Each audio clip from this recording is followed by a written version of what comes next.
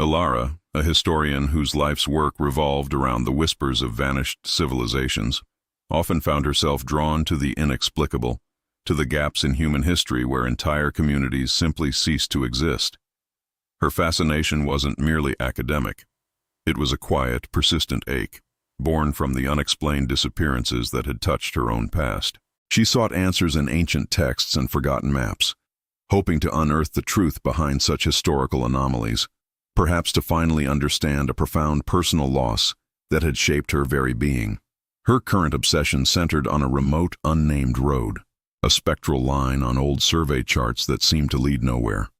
Local legends, dismissed by most as fanciful tales, spoke of a town that had vanished without a trace along this very path, decades ago.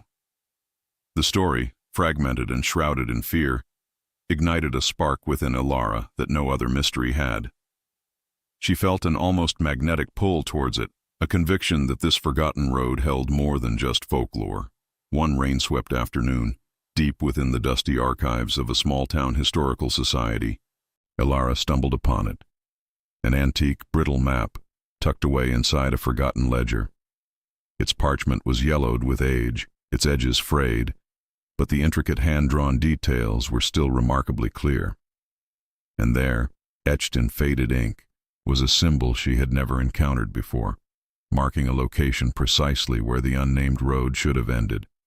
It wasn't a town name, nor a landmark, but an enigmatic glyph that pulsed with an unspoken secret, sparking an intense curiosity that bordered on obsession. This was it, she knew. This was her entry point into the unknown. Driven by an insatiable need to connect the dots, to fill in the blank spaces of history and, perhaps, her own life, Elara began meticulously cross-referencing the map with every available historical record. The more she delved, the more the pieces started to align, pointing irrevocably towards the existence of a town swallowed by time. Her research was interrupted one evening by a chance encounter in a dimly lit diner. An old man, his face a roadmap of wrinkles, nursed a cold cup of coffee in the corner. He had the eyes of someone who had seen too much, and when Elara mentioned the unnamed road, his gaze sharpened. "That road," he rasped, his voice like dry leaves skittering across pavement. "It leads to a hungry past. Some things are best left buried, child." His words were a cryptic warning, delivered with a solemnity that sent a shiver down Elara's spine. She dismissed it as the ramblings of a superstitious local, a relic of a bygone era, yet a seed of unease was undeniably planted. The old man's words echoed in her mind as she returned to her research, the faint, almost imperceptible sign on the map now seeming to pulse with a dark energy. As Elara meticulously packed her gear, preparing for the daunting journey, the air in her small study grew heavy. The old map lay spread across her desk, its intricate lines illuminated by the lone desk lamp. Suddenly, a faint, ethereal melody drifted through the silence. A haunting, distant tune that seemed to emanate not from outside, but from the very parchment itself. It was a sound both beautiful and profoundly unsettling, a siren song from a lost world, beckoning her towards the unknown. Before we continue, subscribe to the channel and tell us in the comments where you are watching from. The unsettling melody, a ghostly hum, faded as Elara finally stepped onto the desolate path. The narrow asphalt ribbon, once a testament to human ambition, now surrendered to the relentless embrace of nature. Trees, gnarled and ancient, formed a dense canopy overhead, their branches intertwining like skeletal fingers, filtering the sunlight into dappled, shifting patterns on the overgrown road. The air, heavy and humid, carried the faint, earthy scent of decay and forgotten things. Each step Elara took crunched on loose gravel and fallen leaves, the only sound breaking the encroaching silence. As she drove deeper, the road became a tunnel of green, the outside world receding into an indistinguishable blur. Her mind, usually a fortress of logic and empirical data, began to wander, pulling her back to a time of innocence and confusion. She remembered long afternoons spent in her grandmother's sun-drenched garden, a sanctuary of vibrant life. But even then, a shadow lingered, a sense of something missing, a quiet void where explanations should have been. Her parents, always busy, always distant, had left her with a feeling of being untethered, a yearning for roots she couldn't quite grasp.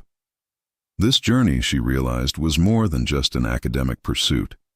It was a subconscious quest to fill that emptiness, to understand the nature of absence itself. Suddenly, a break in the dense foliage revealed a weathered signpost, half buried in a tangle of thorny bushes. Elara stopped the vehicle, her heart quickening with a mix of anticipation and trepidation.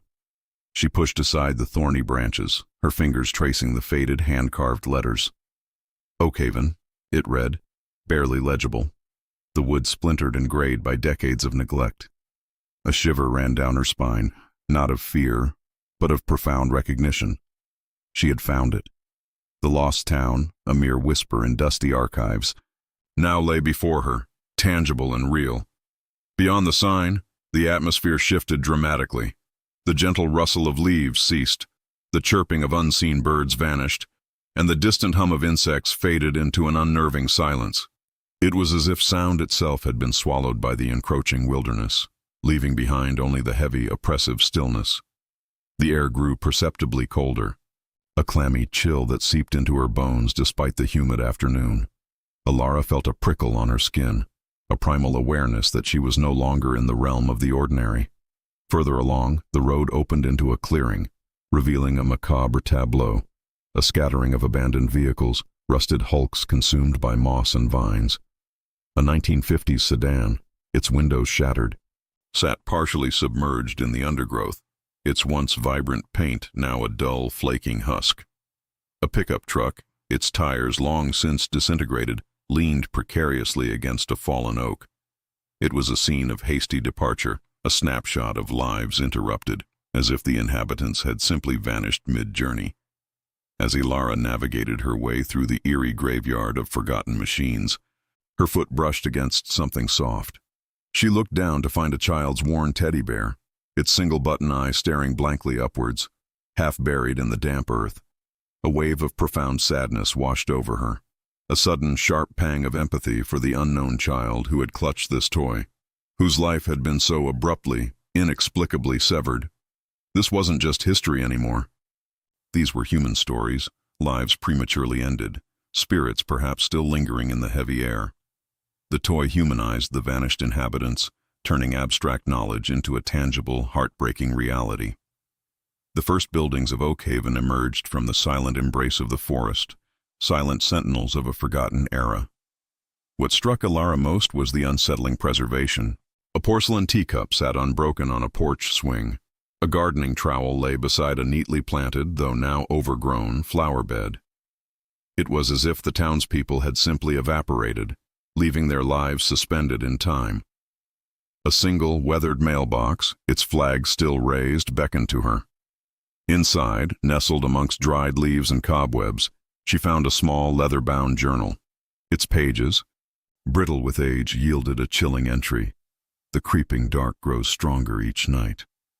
We fear it will consume us all before the next moon. Further down, a date was scrawled, a date that Elara recognized instantly. It coincided precisely with a rare celestial event she had meticulously catalogued from ancient texts, an alignment of stars that had once been associated with profound, often unsettling, shifts in earthly energies. The pieces of the puzzle were beginning to fit, forming a mosaic far more terrifying than she had ever imagined. Elara stepped across the threshold into Oakhaven, a ghost town frozen in time, each building a silent testament to lives abruptly halted. The air, heavy with the scent of decaying wood and forgotten dreams, seemed to thicken around her. Her gaze swept over the main street, lined with skeletal structures that had once been homes, shops, and a vibrant community hub. The silence here was different, not just the absence of sound, but a profound, almost tangible stillness that pressed in on her, whispering tales of sudden departure. Her eyes landed on a grand, albeit crumbling building at the town center, its faded sign proclaiming it the Oakhaven Town Hall. Inside, dust motes danced in the shafts of light piercing through shattered windows, illuminating a large, sturdy wooden desk. On it, miraculously preserved beneath a thin layer of grime, lay a heavy leather-bound ledger. With trembling hands, Elara opened it, her fingers brushing over the brittle pages. It was the community ledger, meticulously kept, detailing the town's founding, its expenditures, and, most tellingly, the names of its prominent citizens. As she delved deeper into its entries, a narrative began to unfold, revealing a stark power struggle. The name Elias Thorne, the town's founder, appeared frequently, initially as a benevolent leader. But then another name emerged with increasing prominence: Silas Vance. The entries hinted at a growing division, hushed debates, and a profound disagreement about Oakhaven's future. Thorne's meticulous hand detailed investments in agricultural expansion, while Vance's more flamboyant script promised unprecedented prosperity through the exploitation of a mysterious resource, its nature left tantalizingly vague. It was clear Silas, a charismatic newcomer, had stirred the quiet waters of Oakhaven, sowing seeds of ambition and discord. Further into the ledger, Elara discovered a series of faded photographs tucked between the pages. One, in particular, caught her breath. It depicted Silas Vance, his eyes alight with an almost hypnotic intensity, standing beside a woman whose gentle smile and familiar features sent a jolt through Elara. The resemblance was uncanny, undeniable. The woman in the photograph was the spitting image of Elara's own grandmother, a woman she had only known through fragmented memories and old sepia-toned pictures. A wave of confusion washed over her, followed by a profound sense of personal connection, intertwining her own history with Oakhaven's vanished past. This was no longer just an academic pursuit. It was a deeply personal quest. Driven by this startling discovery, Elara continued her search, her steps now more urgent. She found the town's small, dilapidated church, its steeple leaning precariously. Inside, in the sacristy, lay another journal, this one belonging to the local priest. Its pages, filled with elegant script, painted a vivid picture of Silas Vance's persuasive influence. The priest's entries spoke of Silas's uncanny ability to sway the townspeople, his promises of a golden age for Oakhaven, and the gradual erosion of the community's unity. The journal detailed a pact proposed by Silas, an agreement that promised boundless prosperity but demanded an unspoken, unsettling sacrifice. Its true nature veiled in religious metaphors and cryptic warnings.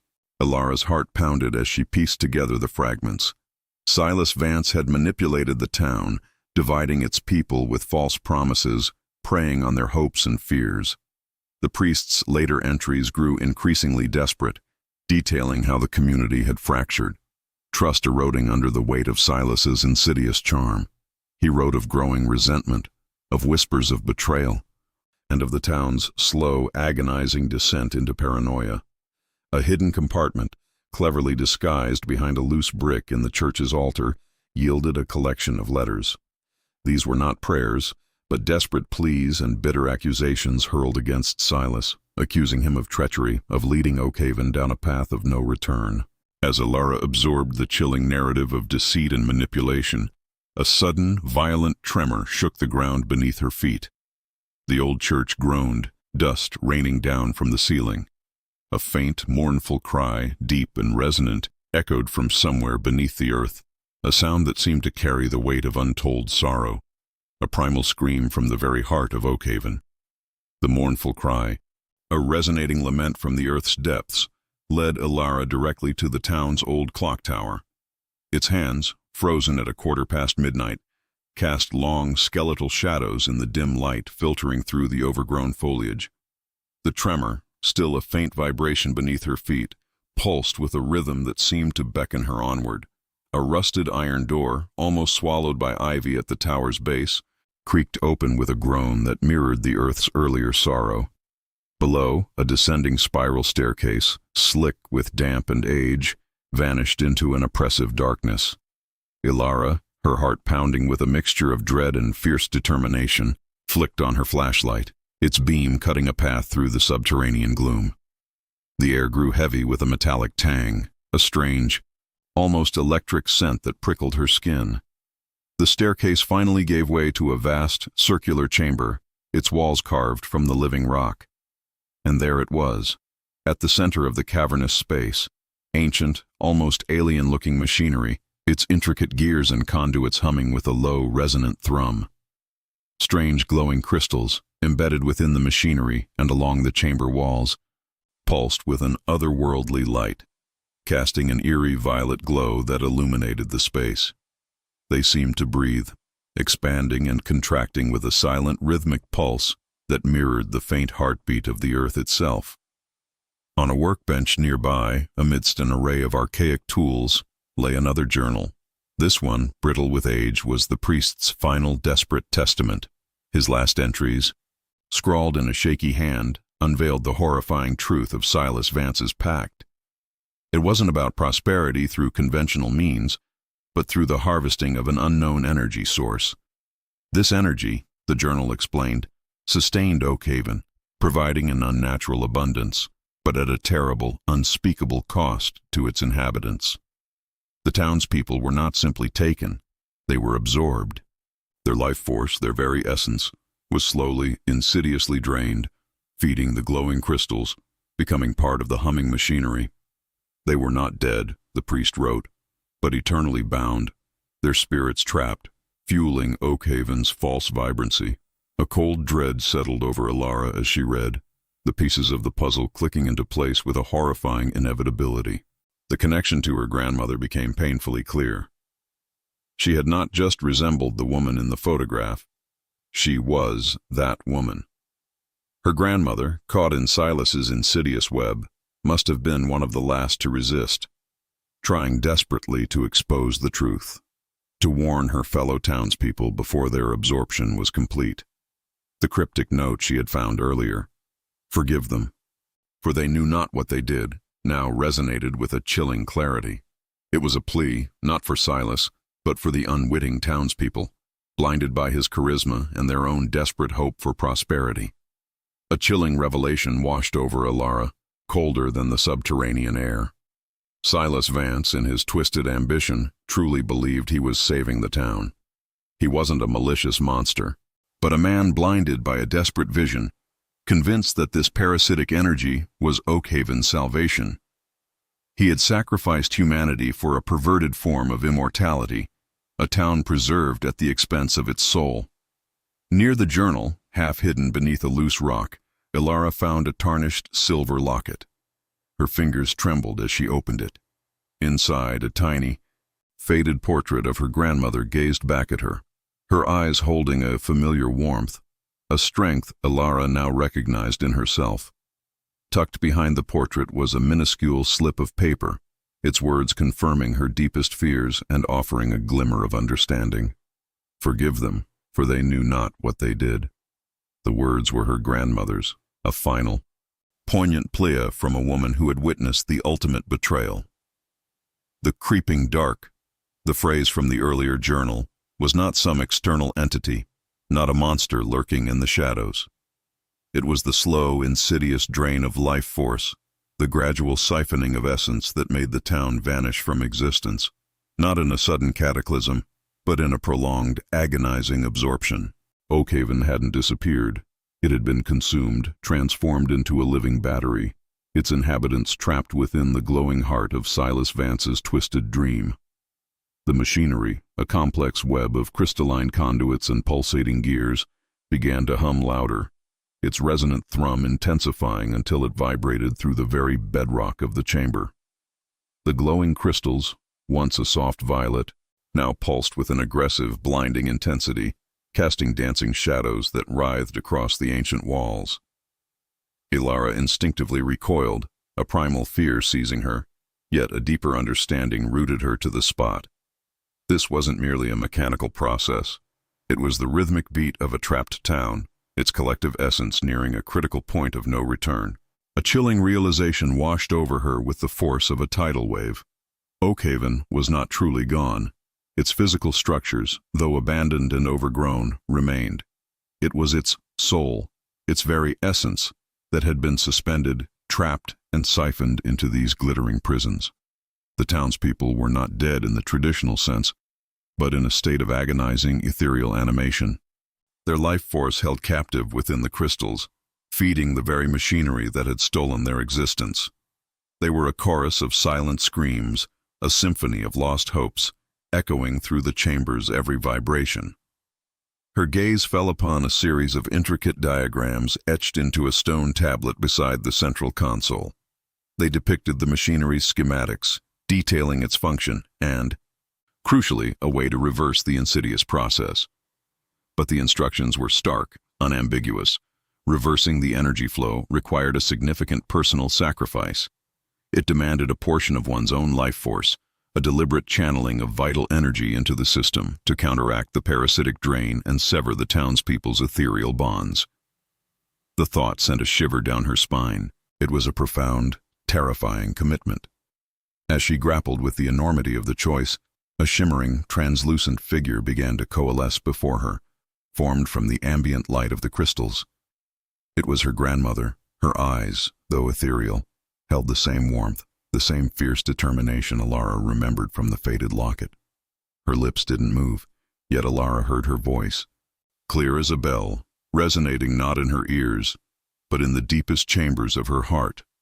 "Complete the task, Elara," the spectral form urged, her gaze unwavering.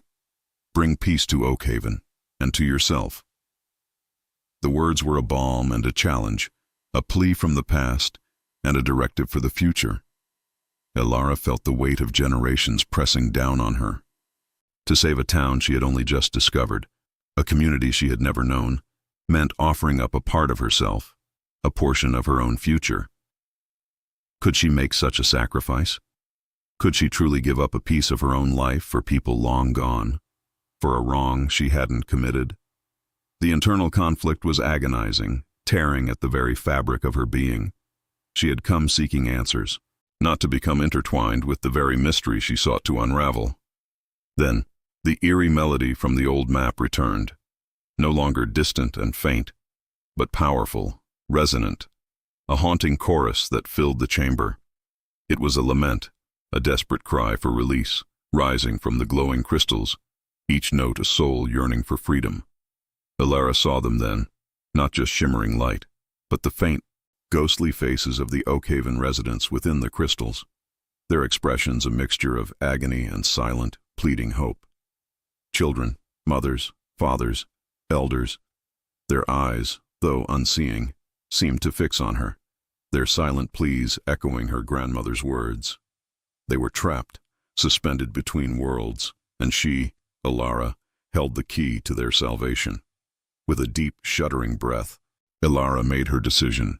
The terror was still present, a cold knot in her stomach, but it was overshadowed by a fierce resolve, a sense of inherited duty. This was more than just history.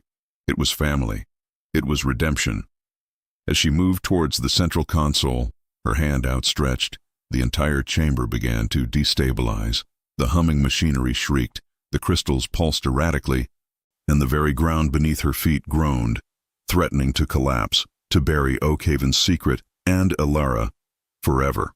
With unwavering resolve, Elara pressed her palm against the ancient console, channeling every ounce of her will, every flicker of her own life force, into the intricate mechanism. A searing jolt coursed through her, a burning sensation that began in her fingertips and radiated outwards, enveloping her entire being. The chamber roared in protest, dust and small stones raining from the ceiling. But Elara held firm, her eyes fixed on the pulsating heart of the machine. Slowly, agonizingly, the aggressive blinding intensity of the crystals began to wane, their chaotic light subsiding into a gentle, ethereal glow.